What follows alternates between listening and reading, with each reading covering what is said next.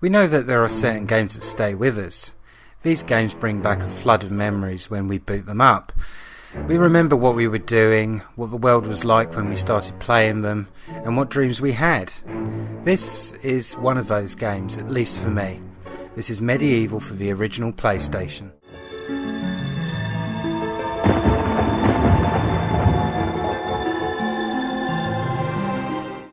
MediEvil was a third-person action game which was originally released in October 1998 by Sony Computer Entertainment, and it was developed by Sony Cambridge Studios. You play as Sir Daniel Fortesque, or what is left of him. You see, Dan isn't like your normal action hero. He's dead. In fact, he's very dead, so much so that he's a skeleton. The bad news doesn't stop there, I'm afraid. The village he died defending, Galamir, believes that Sir Dan is its saviour. However, this is not the case. Dan fell at the first charge when fighting the evil, if slightly effeminate sorcerer Zarok. Now Zarok is back, and this time he's using dark magic not only to control the hapless villagers of Galamir, but also to raise the dead. The knock-on effect is that Dan himself has also been brought back from the dead too. Goaded on by some rather sharp-tongued gargoyles, Dan sets off to save Galamir and prove himself worthy of the title hero. The story in this game is one of the main reasons I still play it and still love it. It's well written and full of humour, and the main character Sir Dan is extremely likeable despite being a little bit grumpy and barely audible due to the lack of a jawbone. Ah, Fortesque! What's this I hear about that archcad Zarok still being alive? Thought you killed the fella. Never mind, you old warhorse. Sir Dan is an underdog. He's the underdog of underdogs, and that's why you root for him. That's why you keep playing, and despite the game's numerous quirks, you can't put the controller down. The gameplay is very much a product of its time. The levels often follow the tried and true formula of finding keys to unlock areas, or in this case runes. Upgrading your weapons and beating bosses is the order of the day. The control scheme is also of its time as well. Although this was one of the first games to use Sony's new DualShock controller, there's no second analog stick which you control the camera with. This means that you'll have to control the camera using the trigger buttons. For those of you young enough to remember, this was standard practice back when this game was released. Sadly, the camera is more vicious an enemy than any of the zombies that you're going to find within this game. It's not broken by any means, but it's certainly not helpful. Secondly, the platforming sections will test your patience. So much so that I believe that they were purposely designed to encourage players to throw their old controllers against the wall in anger and thus buy one of these new Sony dual analog thingies. Still, the combat is satisfying, and the introduction of new weapons throughout the game means it never gets dull.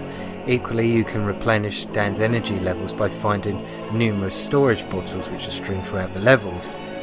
There's also an incentive to hunt down every secret that you can find within these levels. But of particular interest will be the secrets of the chalices. If you can find the chalice and kill enough enemies, it grants you access to the Hall of Heroes. There you can meet up with your old mates, and they'll often provide you with a weapon or a bonus item. The locations in the game are large by PS1 standards, and more importantly, they're varied.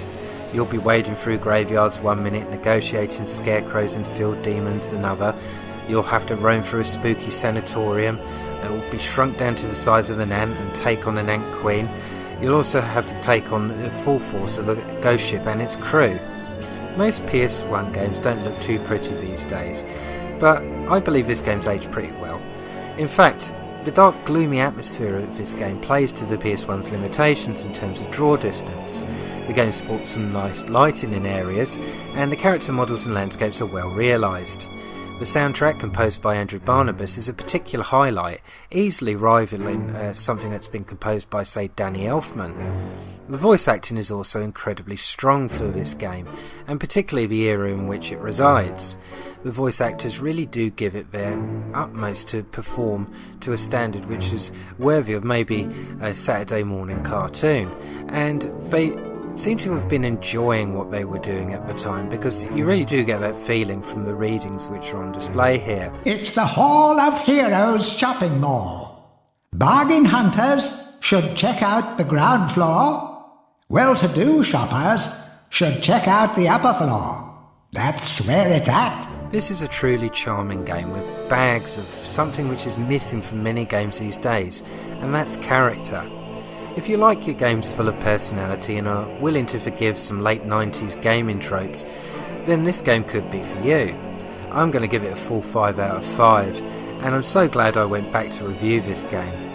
It can be bought on the PSN store for, very little money these days, and it can be played on not only the PS3 but also the PSP and the PS Vita. And it's very cheap, so you may as well give it a go. It also sparked my interest in playing the sequel. If I can track that down, then I'll definitely be reviewing that at some point. Anyway, why not give this game a try? Go on. Sir Dan and Galamir need your help after all. Captain Fortesque, it's me, Canny Tim. Does the battle go well? How I wish I could fight at your side again, sir. But hold, you could take my crossbow. It's got rapid fire and you can ricochet the darts off walls to shoot around corners. I used it at the Battle of Galamir. After you were slain, I shot Zarok's champion, Lord Kardok, a clean kill through the eye at some 1,000 yards.